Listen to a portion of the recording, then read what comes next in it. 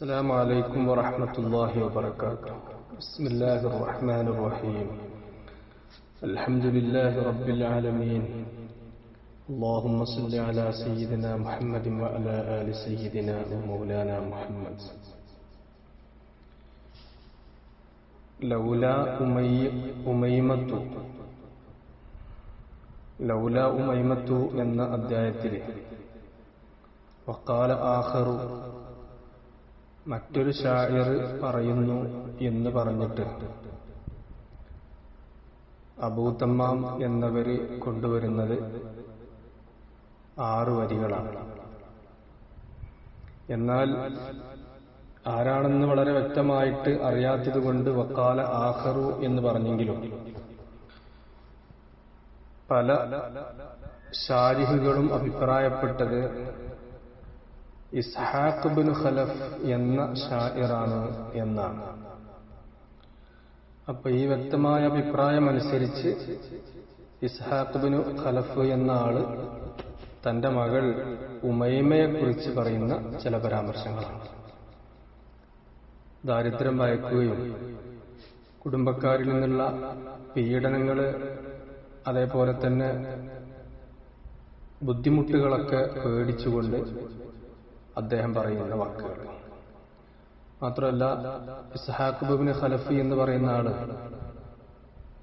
പിന്നെ ബുദ്ധിമുട്ട് അനുഭവിക്കുന്ന സമൂഹത്തോട് ഏറ്റവും കൂടുതൽ സ്നേഹം കാണിക്കുകയും അവരെ ചേർത്ത് പിടിക്കുകയും അവർക്ക് വേണ്ട കാര്യങ്ങളൊക്കെ ചെയ്യാൻ ഇഷ്ടപ്പെടുന്ന ആളായിരുന്നു എന്ന് ചരിത്രം രേഖപ്പെടുത്തുന്നുണ്ട്. അതുപോലെ തന്നെ നല്ല ഒന്നാന്തരം മൃഗങ്ങളെ വേട്ട ചെയ്യൽ ഇഷ്ടപ്പെടുന്ന ആളുമായിരുന്നു എന്നൊക്കെ അദ്ദേഹത്തെക്കുറിച്ച് ചരിത്രം അടയാളപ്പെടുത്തുന്നുണ്ട്. അദ്ദേഹം തന്റെ മകളെ കുറിച്ചാണ് ഇവിടെ പറയുന്നത്.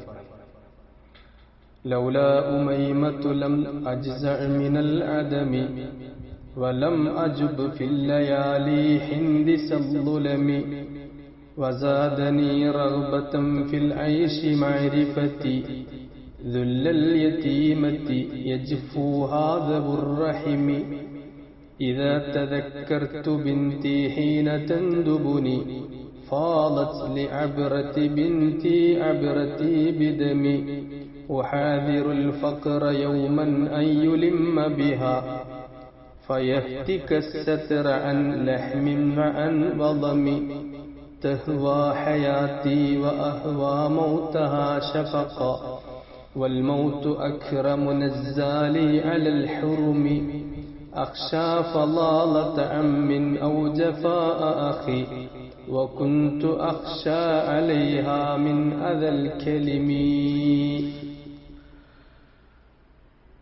لولا ഉമൈമത്ത് ഷായറിന്റെ മകളെ പേരാണ് ഉമൈമ. അപ്പൊ ഉമൈമ എന്ന എന്റെ മകള് ഇല്ലായിരുന്നുവെങ്കിൽ ലം അജ്സ മിനൽ അദമി ഞാന് പൊറുതികേട് കാണിക്കില്ലായിരുന്നു. അജ്സ എന്ന് പറഞ്ഞാല് ക്ഷമിക്കാത്തൊരവസ്ഥ. നേരത്തെയൊക്കെ ബേത്തുകൾ നമ്മൾ പറഞ്ഞു ക്ഷമ കൈക്കൊള്ളണം എന്ന്. അതിന് മാറ്റം അവിടെ തന്നെ പറഞ്ഞു ജസ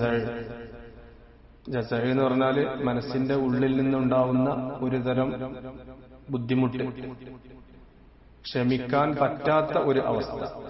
അതാണല്ലോ ജസ എന്ന് പറഞ്ഞത്. ജസ ലിമുസാബിഹി എന്ന് പറഞ്ഞാൽ ലം യസ്ബിർ അലാമ അസാബഹു, തനിക്ക് പറ്റിയ മുസീബത്തിന്റെ മേലില് ക്ഷമിക്കാതിരിക്കുക.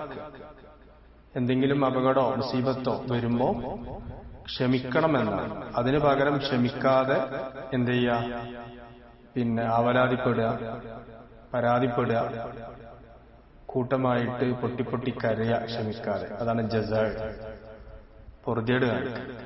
അപ്പൊ ഈ ഉമൈമത്ത് എന്ന എന്റെ മകളില്ലായിരുന്നുവെങ്കിൽ ഞാൻ എന്ത് ചെയ്യൂലായിരുന്നു? ലം അജ്സ മിനൽ അദമി. അദം എന്ന് പറഞ്ഞാല് ഇല്ലായ്മ, ഫഖർ. അപ്പൊ ഇല്ലായ്മയിൽ നിന്ന്, ഫഖറിൽ നിന്ന് ഞാൻ എന്ത് ചെയ്യില്ല, അല്ലെങ്കിൽ ഫഖർ കാരണം ഞാൻ വേവലാതിപ്പെടൂലായിരുന്നു. അങ്ങനെ വലം അജുബു ഫിദ്ദുജ ഹിന്ദിസദ്ദുലമി, ഫിദ്ദുജ എന്നുണ്ട്, വലം അജുബ് ഫിൽ ലയാലി എന്നുണ്ട്. ദുജ എന്ന് പറഞ്ഞാലും രാത്രിയാണ്. അപ്പൊ ഞാന് യാത്ര പോകൂല. അജുബ് പിന്നെ മുറിക്കുക. വലം ഉക്കാസി എന്നുണ്ട് ചില റിവായത്ത്. ഏതാണെങ്കിലും ഞാൻ യാത്ര പോകൂലായിരുന്നു. ഹിന്ദിസല്ലുലമി, ശക്തമായ ഇരുട്ടിൽ. അപ്പൊ ശക്തമായ ഇരുട്ട് വകവെക്കാതെ ഞാനിപ്പോ ഇങ്ങനെ കഷ്ടപ്പെട്ട് യാത്ര ചെയ്യുന്നതും ഭക്ഷണം കൊടുക്കാൻ വേണ്ടി തന്റെ മോൾക്ക് ചെലവ് കൊടുക്കാൻ വേണ്ടിയാണ്. അപ്പൊ ആ മോളില്ലായിരുന്നെങ്കിൽ ഇത്തരം പ്രയാസങ്ങളൊന്നും എനിക്ക് ഉണ്ടാവൂലായിരുന്നു. അപ്പൊ എനിക്ക് ഇപ്പം വന്നു പെട്ടിരിക്കുന്ന ഈ ജസഅ എന്ന് പറയുന്നത് എന്റെ മോള് ഉമൈമത്ത് ഉണ്ടായതുകൊണ്ടാണ് എന്നാണ് അദ്ദേഹം സമർത്ഥിക്കുന്നത്.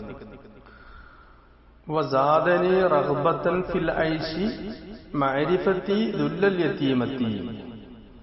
വസാദനി റഗ്ബത്തൻ, എനിക്ക് ആഗ്രഹം വർദ്ധിപ്പിച്ചു, ആശ കൂട്ടിത്തന്നു, ഫിൽ ഐശി ജീവിതത്തിലുള്ള, മഅരിഫത്തി ദുല്ലൽ യതീമത്തി, യതീമാകുന്ന ഈ കുട്ടി.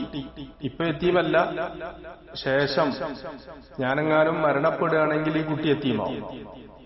അതാണ് ശേഷം യതീമാവുന്ന, ഞാൻ മരണപ്പെടുകയാണെങ്കിൽ ശേഷം യതീമായി തീരുന്ന ഈ കുട്ടിയുടെ വില്ലത്തിനെ കുറിച്ച് എന്റെ അറിവ്. ഞാൻ മരണപ്പെടുകയാണെങ്കിൽ ഈ കുട്ടി യതീമാവും. അപ്പൊ ആ കുട്ടിക്ക് സഹിക്കേണ്ടി വരുന്ന പീഡനങ്ങളും വില്ലത്തുമൊക്കെ ഞാൻ അറിഞ്ഞു. അതാണ് എന്നെ ജീവിക്കാൻ കൊതിപ്പിച്ചത്. അതല്ലാതെ എനിക്ക് മറ്റു ആഗ്രഹങ്ങളൊന്നും ജീവിതത്തിനില്ല.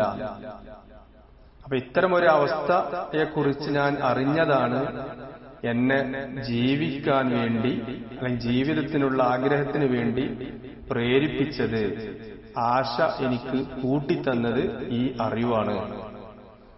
അങ്ങനെ യജ്ഫൂഹ ദവുർ റഹമി, അങ്ങനെ ഞാൻ മരണപ്പെട്ടു കഴിഞ്ഞാൽ എന്റെ ദുർറഹിം, കുടുംബക്കാര് അവരോട് കടുത്ത സ്വഭാവം കാണിക്കും, അവളെ വിദൂരത്താക്കും, കൊടുക്കേണ്ട പരിഗണന കൊടുക്കാതെ അവളെ അകറ്റി മാറ്റി നിർത്തും എന്ന്. അങ്ങനെയുള്ള മാരിഫത്ത് അത് ഞാൻ അറിഞ്ഞതുകൊണ്ടാണ് എന്നെ ജീവിക്കാൻ പ്രേരിപ്പിക്കുന്നത്. ഇദാ തദക്കർതു ബിൻതി ഹീന തന്ദുബുനി ഫാലത് ലിഅബ്റതി ബിൻതി അബ്റതി ബിദമി.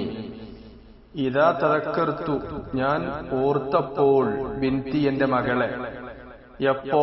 ഹീന തന്ദുബുനി, അവൾ എന്നെ മരണപ്പെട്ടതിന് ശേഷമുള്ള കാര്യങ്ങളൊക്കെ എടുത്തു പറഞ്ഞ്, ഗുണങ്ങളും ഉപ്പയെ സംബന്ധിച്ചുള്ള കാര്യങ്ങളൊക്കെ എടുത്തു പറയുന്നത് ഞാനിപ്പോ ഇങ്ങനെ ഓർത്തു. അദ്ദേഹത്തിന്റെ ജീവിതകാലത്ത് പറയണല്ലോ, ഞാനെങ്ങാനും മരണപ്പെട്ട്, അങ്ങനെ മരണപ്പെട്ടതിന് ശേഷം അവള് എന്റെ ഇത്തരം വിഷയങ്ങളൊക്കെ ഇങ്ങനെ പറയുകയും, അവൾക്ക് വേണ്ടിയാണ് ഞാൻ ജീവിച്ചത്, അവളാണ് എന്നെ ജീവിതത്തിന് പ്രേരിപ്പിച്ചത്, അവളെ ബുദ്ധിമുട്ട് ഓർത്തിട്ടാണ് ജീവിക്കുന്നത് എന്നിത്യാദി കാര്യങ്ങളൊക്കെ ഞാൻ മരണപ്പെട്ടതിന് ശേഷം മോള് പറയുന്നത് ഞാൻ ഓർത്തപ്പോൾ. അങ്ങനെ മോള് പറഞ്ഞു, ഫാലത് ലിഇബ്റതി ബിൻതി, അങ്ങനെ പറഞ്ഞു. അവളെന്ത് ചെയ്ത്? കണ്ണുനീര്. നേരത്തെ പറഞ്ഞു നമ്മള് എന്ത്? അബറത്ത്. അബറത്ത് എന്ന് പറഞ്ഞാല് അടയാളം.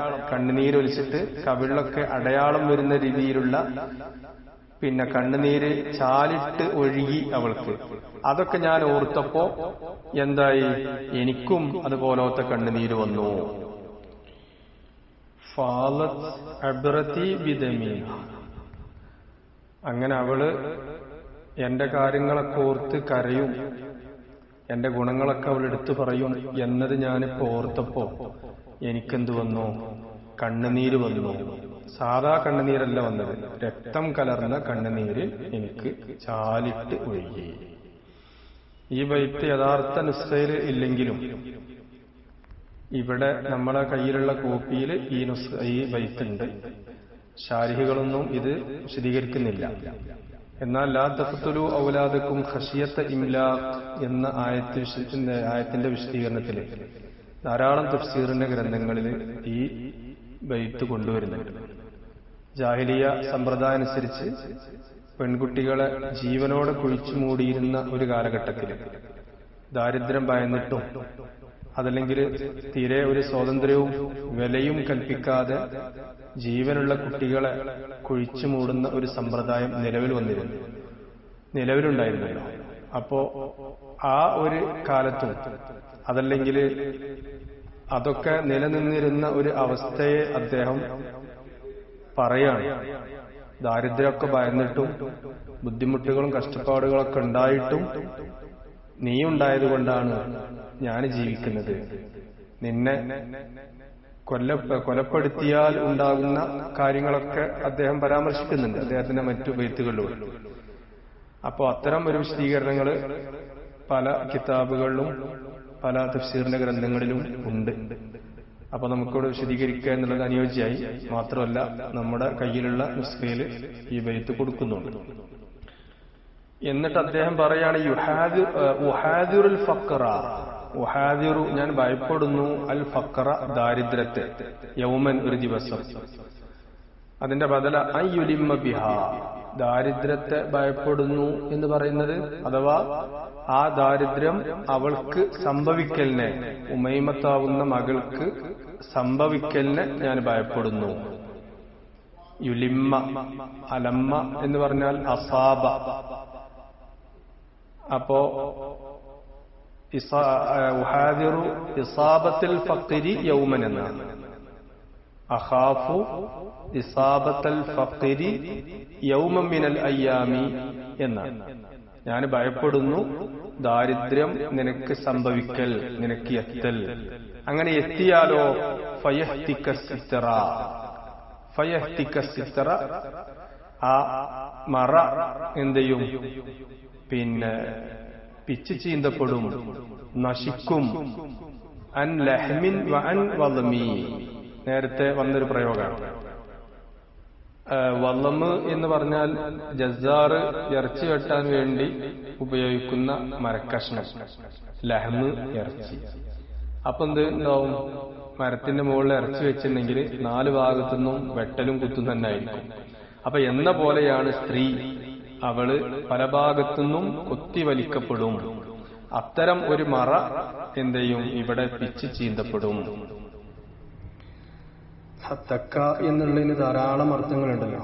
അതിൽപ്പെട്ട ഒരർത്ഥാണ് കശഫ. യഹ്തിക്കു എന്ന് പറഞ്ഞാൽ യക്ഷിഫു, മസ്സഖ, ഖത്തഅ, ഖറഖ, ചീന്തുക, മുറിക്കുക. അതേപോലെ തന്നെ അങ്ങനെ ധാരാളം അർത്ഥങ്ങൾ. തംസീഖിന്റെ ഒക്കെ അർത്ഥം ഹത്തക്ക ഉണ്ടല്ലോ. ഫലാ തഹ്തിക്കി സിത്ര അന്ന, ഹദ്ദാദിലുള്ള ഫലാ തഹ്തിക്കി സിത്ര അന്ന, അതാണ് ഇവിടെ ഉദ്ദേശിക്കുന്നത്. മറന്തെയും പിച്ച് ചീന്തപ്പെടും, 4 ഭാഗത്തു നിന്നും ശത്രുക്കൾ കൊത്തിവലിക്കും. പണം ഇല്ലാത്തതിന്റെ പേരിൽ കഷ്ടപ്പാടുകൾ ധാരാളം അനുഭവിക്കുക എന്നുള്ളത് വർത്തമാന കാലഘട്ടത്തെ ഒരു പ്രവണതയാണ്, ഒരു ജീവിച്ചിരിക്കുന്ന യാഥാർത്ഥ്യം. പണം ഇല്ലാത്തതിന്റെ പേരിൽ കഷ്ടപ്പാടുകൾ, അതേപോലെ തന്നെ പീഡനങ്ങൾ. അങ്ങനെ പീഡനങ്ങളൊക്കെ സംഭവിച്ചാലും പുറത്തു പറയാൻ പറ്റാത്ത ഒരു രീതി. കാരണം ആരും സഹായിക്കാനുണ്ടാവില്ല. അതേപോലെ തന്നെ ഒന്ന് കൈപിടിക്കാൻ ആരുമില്ല. കാരണം ക്യാഷില്ലാത്തതിന്റെ പേരിൽ എന്തെങ്കിലും പ്രശ്നങ്ങളോ പ്രയാസങ്ങളോ കേസുകളോ ഒക്കെ വന്നാൽ കാശുള്ളവർ എങ്ങനെയെങ്കിലും രക്ഷപ്പെടും. നേരെ മറിച്ച് കാശില്ലാത്തവരെന്നും ക്യാഷില്ലാത്തവർ തന്നെ. ദരിദ്രർ എന്നും ദരിദ്രരായിട്ട് തന്നെ മുദ്ര കുത്തുന്ന ഒരു കാലഘട്ടം. അതൊക്കെ അദ്ദേഹം അറിയാം. തഹ്വാ ഹയാത്തി വ അഹ്വാ മൗതഹാ ശഫഖ. തഹ്വാ ഹയാത്തി, അവള് ആഗ്രഹിക്കുന്നു, ഹയാത്തി എന്റെ ജീവിതം, ഞാൻ ജീവിക്കണം എന്ന് അവള് ആഗ്രഹിക്കുന്നു. കാരണം ഇത്രയും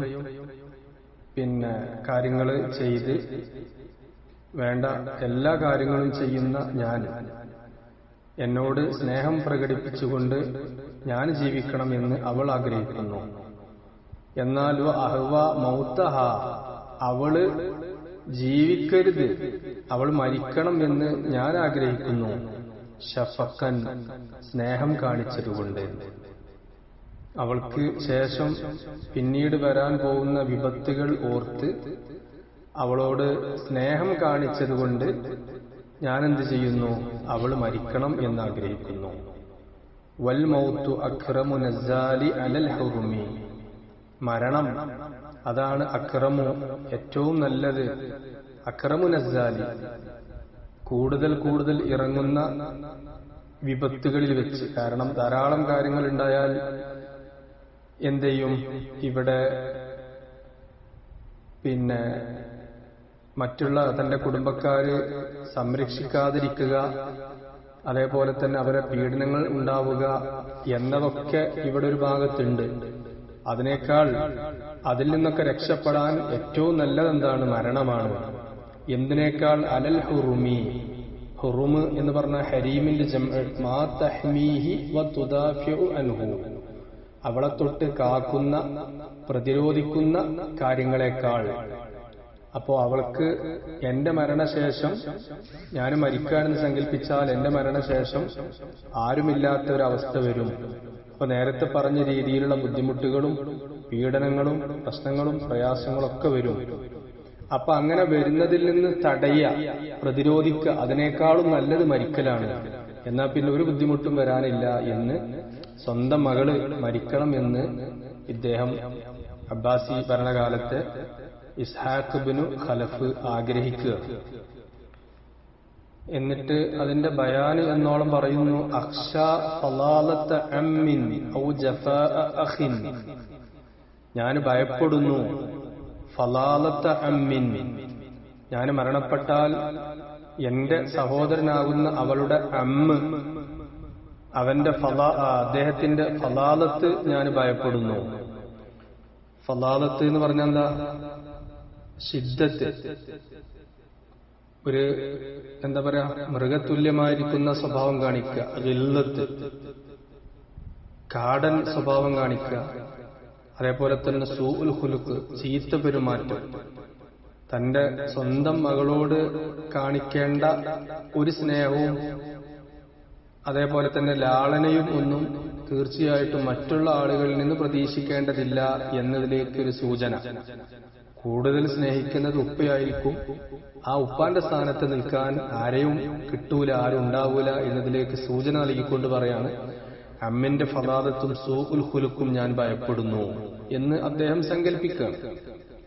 അത്രയും വലിയ ഒരു നിഅമത്തും ഒരു ചേർത്തു പിടിക്കലും കൊടുക്കുമ്പം അത് നഷ്ടപ്പെടുമ്പം ഉണ്ടാവുന്ന ചെറിയ ചെറിയ കാര്യങ്ങൾ പോലും അത് വലിയതായിട്ട് ചിത്രീകരിച്ചിട്ട് അദ്ദേഹം പറയാണ്, അമ്മിന്റെ ഫലാദത്ത്, ആ സ്വഭാവവും അതേപോലെ തന്നെ സൂഉൽ ഖുലുഖുമൊക്കെ ഞാൻ ഭയപ്പെടുന്നു എന്നിട്ട് അദ്ദേഹം പറയാണ്. അതേപോലെ തന്നെ ജഫാ അഖിൻ, അമ്മിന്റെ ഫലാദത്തും അഖ്, സഹോദരന്റെ ജഫാ, സഹോദരൻ എന്ന് പറയുമ്പോൾ ഇദ്ദേഹത്തിന്റെ മകന് ഉമൈമത്തിന്റെ സഹോദരൻ, അവന്റെ ജഫാ, അവന് വിദൂരത്താക്കി എന്ന് വെച്ചാൽ കൊടുക്കേണ്ട പരിഗണന കൊടുക്കാതെ ഒറ്റപ്പെടുത്തുന്ന ഒരു രംഗം, അതൊക്കെ ഞാൻ ഭയപ്പെടുന്നു. എന്നിട്ട് അദ്ദേഹം പറയാണ്, വകുന്തു അഖ്ഷാ അലൈഹാ മിൻ അദൽ കലിമി, ഞാൻ തീർച്ചയായിട്ടും ഭയപ്പെടുന്നുണ്ട് അവളുടെ മേല് അദൽ കലിമ്, മോശമായ പദപ്രയോഗങ്ങൾ പോലും. എന്നിട്ടല്ലേ ഇത്തരം കാടത്തര സ്വഭാവങ്ങളും ചീത്ത പെരുമാറ്റങ്ങളൊക്കെ അവർക്ക് സംഭവിക്കുക. അത് എനിക്കൊരിക്കലും ഓർക്കാൻ പോലും വയ്യാത്തതാണ്. ഞാൻ ഭയപ്പെടുന്നു, മോശമായിരിക്കുന്ന വാക്കുകൾ പോലും ഞാൻ അവളെ പേരിൽ ഭയപ്പെടുന്നുണ്ട്. എന്നിട്ടാണിപ്പോ എന്റെ മരണശേഷം ഇത്തരം ഒരു സംഭവം അവക്ക് സംജാതമാവുന്നത്, അവക്ക് സംഭവിക്കുന്നത്. അതുകൊണ്ട് ഇതിനേക്കാളുമൊക്കെ നല്ലത് മരിക്കുക എന്നുള്ളതാണ് എന്ന് അദ്ദേഹം ആഗ്രഹിക്കുക. മരണപ്പെട്ട് കഴിഞ്ഞാൽ പിന്നെ ഇത്തരം പ്രയാസങ്ങളൊന്നും ഉണ്ടാവൂലല്ലോ. അതുകൊണ്ട് എന്റെ മോള് ഞാൻ ജീവിക്കണമെന്ന് ആഗ്രഹിക്കുന്നുണ്ടെങ്കിലും അതും സ്നേഹത്തോടെയാണ്. സ്നേഹമുള്ളത് കൊണ്ടാണ് ഞാൻ ജീവിക്കണമെന്ന് അവൾ ആഗ്രഹിക്കുന്നത്. എന്നാൽ എനിക്ക് തികച്ചും അവളോടും സ്നേഹമാണ്. ആ സ്നേഹം, ആ ഇഷ്ഫാഖ്, ആ ഷഫഖ്, അത് വകവെച്ചുകൊണ്ട് അവളോടുള്ള അങ്ങേയറ്റത്തെ സ്നേഹം കാരണമാണ് ഞാനും പറയുന്നത് അവൾ മരിക്കുകയാണെങ്കിൽ ഇത്തരം പ്രശ്നങ്ങളൊന്നും അവർക്ക് വരൂല എന്ന് ഇദ്ദേഹം സ്വയം തന്റെ മനസ്സിലിങ്ങനെ ആഗ്രഹിച്ച് ഒരുപാട് സങ്കല്പങ്ങളും ഒക്കെ അദ്ദേഹം ഉണ്ടാക്കിയിട്ട് വരാൻ പോകുന്നതിലേക്ക് ഒരു സൂചന, ഇതൊക്കെയായിരിക്കും കിട്ടേണ്ട കാര്യങ്ങൾ കിട്ടാതിരിക്കുമ്പോൾ, അല്ലെങ്കിൽ പിന്നെ തനിക്ക് അർഹതപ്പെട്ട കാര്യങ്ങൾ നേടിയെടുക്കാൻ പറ്റാതെ വരുമ്പോൾ ഉണ്ടാവുന്ന ചില പ്രയാസങ്ങളൊക്കെ അത് ഒരു വലിയ കാര്യമായിട്ട് അദ്ദേഹം ചിത്രീകരിച്ചിട്ട് തന്റെ ഉമൈമത്തിനെ കുറിച്ച് പറഞ്ഞ ഏതാനും വരികൾ, അതാണ് നമ്മളിപ്പോ ഇവിടെ പരിചയപ്പെട്ടത്.